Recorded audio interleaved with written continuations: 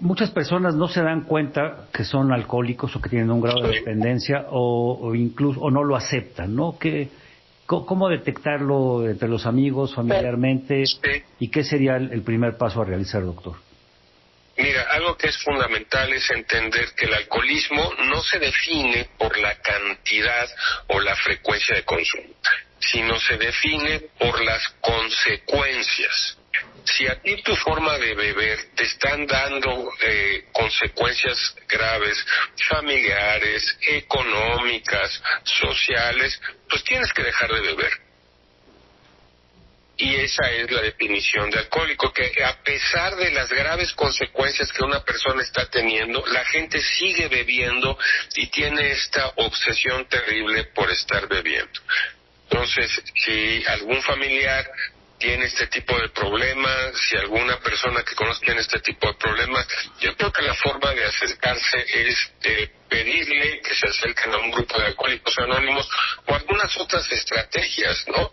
Por ejemplo, pueden acudir a los centros de integración juvenil, donde yo soy director de operación nacional, y aquí podemos nosotros organizar con la familia, sin necesidad de la presencia del enfermo alcohólico, de una estrategia para poder llevar a tratamiento a esta persona alcohólica, y centros de integración juvenil también en todas sus unidades.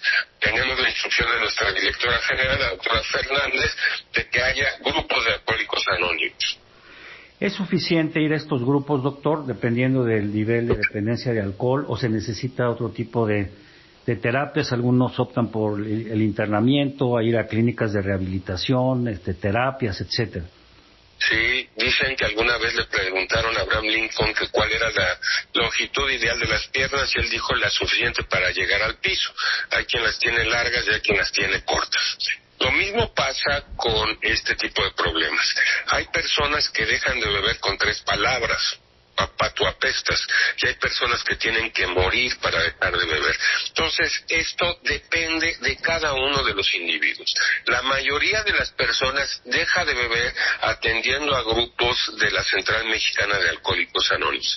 Sin embargo, hay una cantidad importante también de estas personas que, además de tener el problema del alcoholismo, tienen otro problema, como pueden ser los trastornos depresivos, trastornos de ansiedad o trastornos de personalidad, y estas personas tienen que ser ayudadas de forma profesional.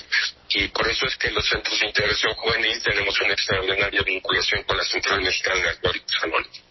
Ustedes ahí evalúan cuál es el nivel en el que se encuentra la persona y lo pueden canalizar para... Sí, si existe una comorbilidad psiquiátrica, correcto, si existe alguna comorbilidad física o psiquiátrica, y las personas son canalizadas a la ayuda necesaria.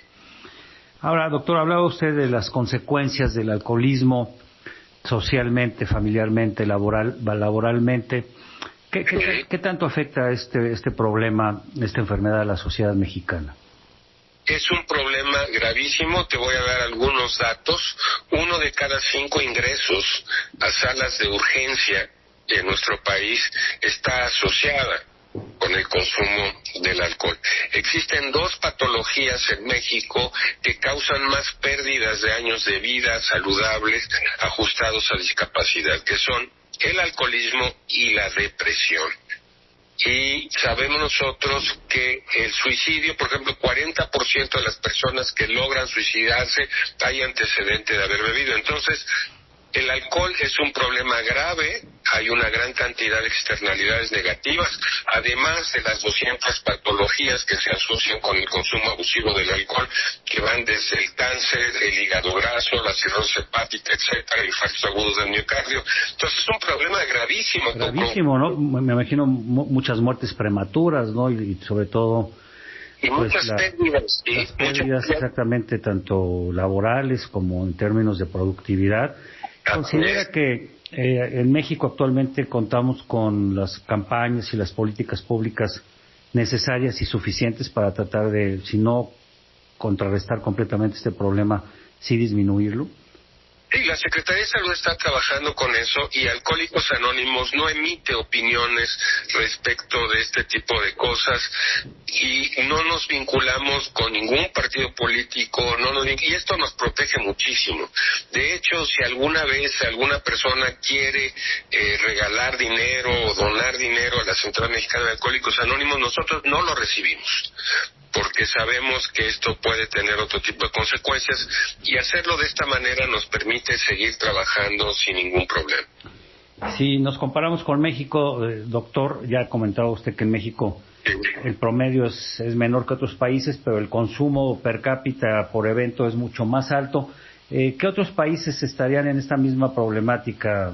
Países, digamos, de las mismas características o dimensiones que el nuestro. Los Estados Unidos tiene graves problemas, más problemas con su consumo, no solo per cápita de alcohol, sino además con su consumo abusivo los fines de semana por parte de los jóvenes, y hay algunos países como Brasil y otros países que tienen este tipo de problemática. Familiarmente, socialmente, doctor, ¿qué debemos hacer para prevenir y para tratar de evitar que esto se presente, sobre todo en los niños? Me decía usted que ahora ya desde los 12 años empiezan a consumir alcohol. Sí, se empieza a consumir de forma muy temprana y parte de esto tiene que ver con cuestiones culturales.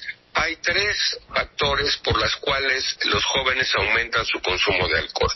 Uno es la tolerancia social respecto del consumo. Hay una gran tolerancia social en nuestro país para que los jóvenes beban. 2, hay poca percepción de riesgo. Los jóvenes cada vez tienen menor percepción de riesgo respecto del consumo abusivo del alcohol. O sea, piensan que no les va a pasar nada, ¿no? Que no van a tener consecuencias, sí.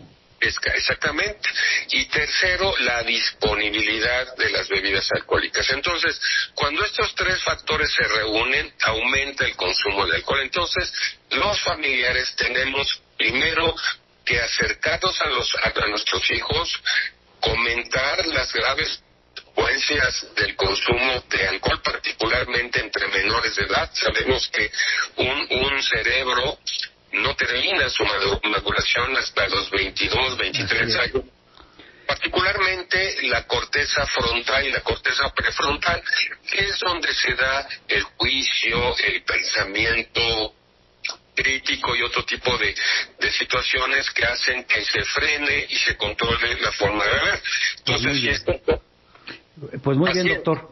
Se nos está terminando el tiempo. Retomemos la conversación porque es un tema muy interesante, muy especialistas, pero por lo pronto ahí está la llamada de atención para que la gente supervise a sus niños, a sus adolescentes, incluso a los adultos en esta época decembrina y moderen su consumo de alcohol. Y aquellas personas que tienen problemas, a la Central Mexicana de Alcohólicos Anónimos. Que ahí está la aplicación o ahí está la página, algún correo, alguna cuenta. Yo creo que la aplicación es lo mejor, la forma más fácil de comunicarse con nosotros. Perfecto, pues muchísimas gracias. Es el doctor José Ángel Prado García, quien es vicepresidente de la Central Mexicana de Servicios Generales de Alcohólicos Anónimos. Muchísimas gracias, muy buena tarde. Bien, pues.